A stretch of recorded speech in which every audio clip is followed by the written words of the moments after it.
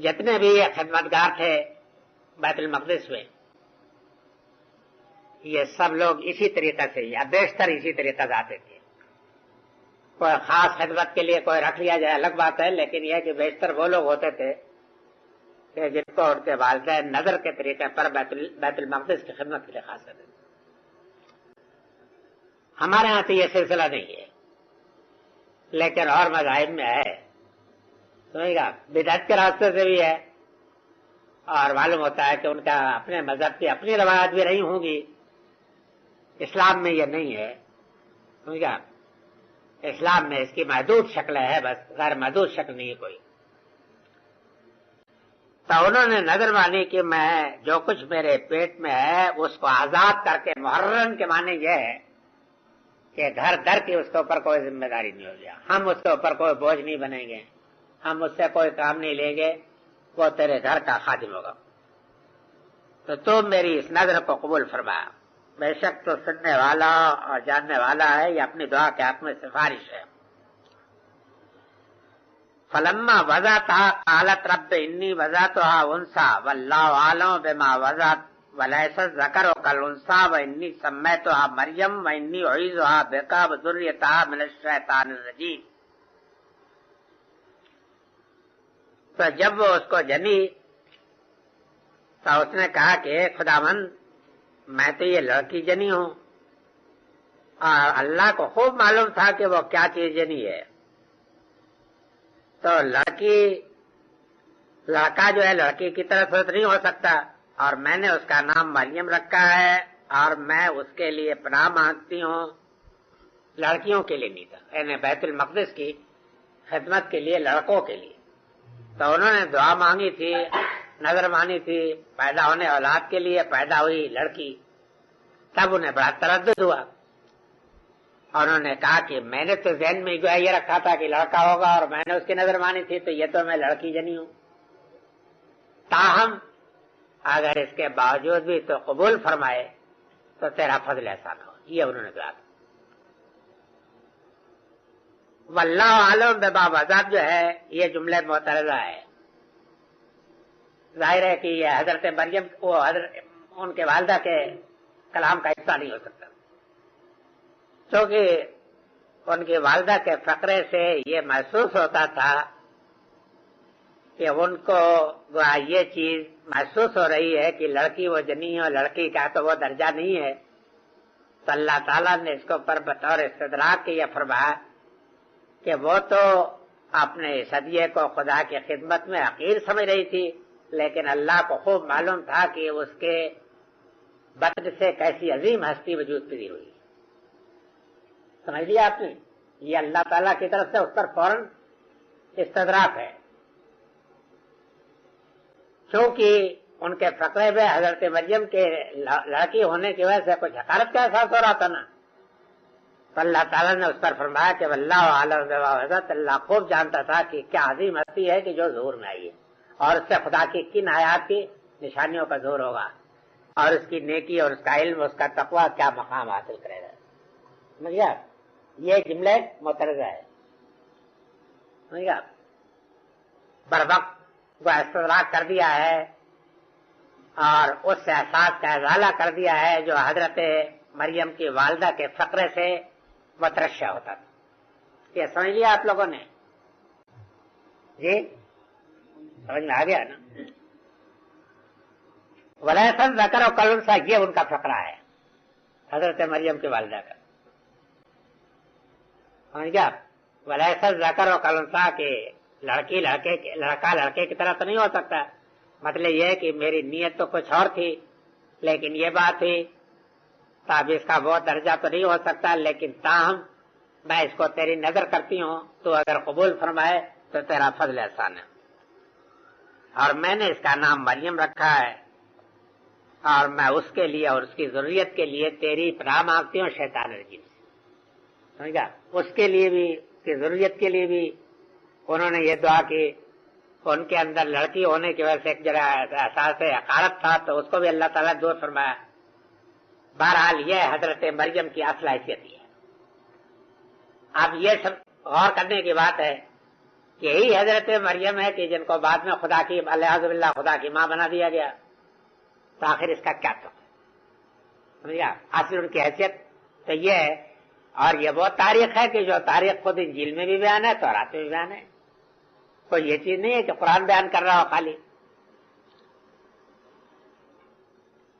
میں اس کے لیے اور اس کی ضروریت کے لیے، یہ بھی دیکھیے کہ اس وقت جو ہے ان کا بھی، ان کی ضروریت کا بھی تمام کا احساس ان کے اندر موجود ہے، اور سب کے لیے جس طریقہ سے کہ ہر درد مند اپنی اولاد کے لیے دعا کرتا ہے کہ نہیں کرتا ہے شیطان کے فطر و سامان میں رکھنے کی، تو اسی طریقہ سے وہ بھی صدق دل کے ساتھ انہوں نے دعا کی کہ میں نے اس کے لیے دعا کی ہے تو ان کو پناہ میں دے اور ان کو قبول کر، اور میری اگر یہ نظر ہے تو حقیر، لیکن اگر تو قبول کرے تو تیرا فضل ہے، کرم ہے.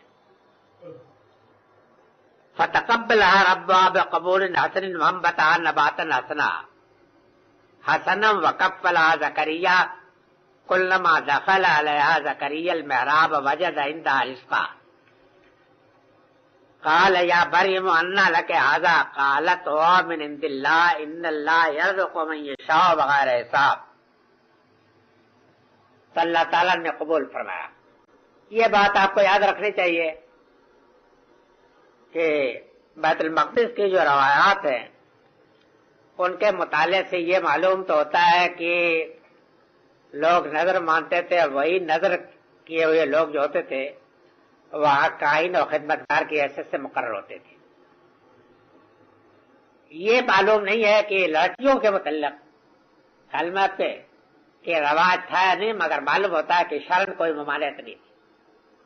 اس لیے کہ جب حضرت مریم قبول کر لی، اللہ تعالیٰ کی طرف سے یہ اعتراض نہیں ہوا کہ تم لڑکی کو حقیر سمجھتی ہو، تو ہم بھی سمجھتے ہیں، بلکہ اس کو تقبل کو اس کے معنی یہ ہیں کہ اگرچہ روایات نہیں تھی لیکن حضرت مریم کے ذریعے سے پھر یہ روایت بھی قائم ہو گئی، یعنی یہ داخل ہوئی اس کے خدمتگاروں میں.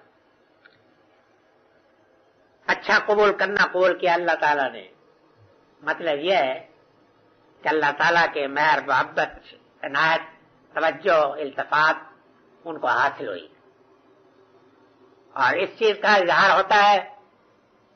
اور ہر بروا کے چکنے چکنے پاس جو ہوتے ہیں نا، مطلب یہ کہ زندگی جس نیت پر نشانہ پاتی ہے اس سے صاف معلوم ہوتا ہے کہ خدا کی نگرانی اس بندے کو یا اس شخص کو حاصل ہے. اگر خدا کی حفاظت حاصل ہے اور نیک پروان چڑھ رہا ہے تو یہ معلوم ہوتا ہے کہ اللہ تعالیٰ اس کی حفاظت فرمائے. وہم بتا نباتن حسنا، اور اللہ تعالیٰ نے اس کو پروان چڑھایا جیسا کہ پروان چڑھانے کا حق ہے، ہر اعتبار سے، ذہنی اعتبار سے، عقلی اعتبار سے، اخلاقی اعتبار سے، سمجھ گیا؟ عبادت، طاعت، وفاداری اللہ تعالیٰ کے تمام پہلوؤں سے، ہر پہلو سے ہوگا، سب ہم بتن نباتن حسنا ہوگا. سمجھ گیا؟ اس لیے کہ مولویانہ ترجمے میں تو یہ ہوگا نا کہ اس کو پروان چڑھایا، پروان چڑھانا کر، تو ہر پہلو سے، مطلب یہ کہ کسی ایک پہلو سے تو پروان چڑھانا نہیں ہوتا نا. یہ تو اس میں تو کوئی شبہ نہیں کہ بعض ورچوز جو ہوتے ہیں ان میں سے بعض کو بعض پہ ترجیح ہوتی ہے، اور بعض کی حیثیت یہ ہے کہ وہ اصل کی حیثیت رکھتے ہیں. مطلب یہ کہ عقل جو ہے، دانش و بینش، اس ورچوں کا کوئی دوسرا سبسٹیٹیوٹ نہیں ہے، کوئی بدل نہیں ہے. سمجھ گیا؟ لیکن جتنے بھی صفات ہیں ان تمام صفات کا ایک مناسبت کے ساتھ، اعتدال کے ساتھ پروان چڑھنا جو ہے انسان کے باکمال ہستی ہونے کے لیے ضروری ہے. اگر کسی چیز میں بے اعتدالی ہو جائے تو یہ آپ کو معلوم ہونا چاہیے کہ نیکی بھی ہو، یعنی وہ فضائل میں سے بھی ہو، اگر بے اعتدالی ہو جائے گی تو بے اعتدالی ہے. اور قائم بالقسط جو اللہ ہے وہ اس کو پسند نہیں ہے. سمجھ رہے ہیں نا اس کو؟ یہ دین کا آپ اپنے مزاج دین کا سمجھ لیجئے، یعنی فرض کر لیجئے کہ آپ کسی نیکی میں مفرط ہو گئے ہیں تو یہ نہیں ہو سکتا. یہ تو ضرور ہے کہ نفس کے جانب میں نہیں ہوئے، نیکی میں ہوئے، لیکن اللہ تعالیٰ انبیاء جو ہے نفس کی جانب میں تو گناہ نہیں کرتے، نیکی میں تو کوئی بھی اعتدالی ہو جاتی ہے تو اس کو ٹوکتا ہے، اللہ تعالیٰ ان کو درست کرتا ہے کہ ٹھیک ہے اعتدال کے نقطے پر آؤ. سمجھ گیا؟ تصوف میں ہمارے یہ خرابی ہے. سمجھ گیا کہ انہوں نے اگر ایک نیکی دن میں مطلوب ہے تو منبر بنا دی. اب ظاہر ہے کہ گھی اگر سالن میں اعتدال کے ساتھ نہ ڈالا جائے، اتنا ڈال دیا جائے کہ وہ گھی بن کے رہ جائے، تو پھر یہ ہے کہ وہ سالن کیا ہوا. اسلام کا مزاج جو ہے اعتدال ہے، ہر چیز میں معتدل ہونا چاہیے. وکفلہ زکریا، اور زکریا نے ان کی کفالت کی. یہ خاص اہتمام کے ساتھ اسے ذکر کیا ہے کہ حضرت زکریا کا مقام بہت اونچا ہے. یہ سیدہ مریم کے خالو تھے، انہوں نے وہاں ان کی کفالت کی. ظاہر ہے کہ یہ لڑکی تھی تو اب ان کے نگراں ان کی کفالت کے لیے کوئی نہ کوئی تو چاہیے تھا. تو جو بہترین آدمی ہو سکتے تھے ان کے خالو بھی تھے، ان کو ان کے کفالت نہیں دیا گیا کہ وہ نگرانی کرے. کلما دخل علیہ زکریا المحراب، محراب سے مطلب وہ مقام کہ جہاں حضرت مریم عبادت کے لیے معتکف تھی. سمجھا؟ محراب کہتے تھے اس کو بھی ہیں، یعنی محراب کمرے کو بھی کہتے ہیں. سمجھا؟ اور بیت ٹیمپل کا جو نقشہ اس زمانے کا، اس کا دیکھنے سے معلوم ہوتا ہے کہ ویمن کورٹ جو تھا نا، عورتوں کا حصہ، وہ مشرق جانب تھا، مشرقی جانب تھا. تو غالباً اسی میں مراد. اسی وجہ سے نصارہ نے مشرق کو اپنا قبلہ بنایا. نقشہ دیکھیے جب ٹیمپل کا تو ویمن کورٹ جو ہے وہ مشرق جانب ہے، تو وہاں وہ محراب میں اعتکاف پہ اور رات دن عبادت پہ اور اس میں رہتی تھی. تو حضرت زکریا ان کے نگراں ہونے کی حیثیت سے وقتاً فوقتاً جاتے رہتے تھے. کلما سے معلوم ہوتا ہے کہ جب جب وہ جاتے تھے تو وجد عندہ رزقا، تو ان کے پاس وہ روحانی غذا پاتے تھے. یہ میں نے کوئی مبالغہ نہیں کیا ہے کہ روحانی غذا ہے. ظاہر ہے کہ یہاں مطلب یہ تو نہیں ہے کہ وہ ناشتہ پیش کرتے نہیں ہو کہ کباب کھا لیجیے اور یہ پراٹھے بھی کھا لیجیے اور یہ بھی کھا لیجیے. نفات رزق، نفات رزق کو قرآن میں بھی اور قدیم صحیفوں میں بھی رزق کی، حکمت کی، دین کی، معرفت کی، اللہ تعالیٰ کے معرفت کی اور حکمت کی باتوں کی تعبیر کے لیے رزق کا لفظ ہے. سیدنا مسیح کا فقرہ مشہور ہے کہ آدمی روٹی سے نہیں جیتا بلکہ اس کلمے سے جیتا ہے جو خداوند کی طرف سے آتا ہے. تو واقعہ ہے کہ حقیقی رزق جو ہے وہ تو وہی رزق ہے کہ جو اللہ کی معرفت کا اور اللہ کے حکمت سے جو آدمی کو معلوم ہوتا ہے.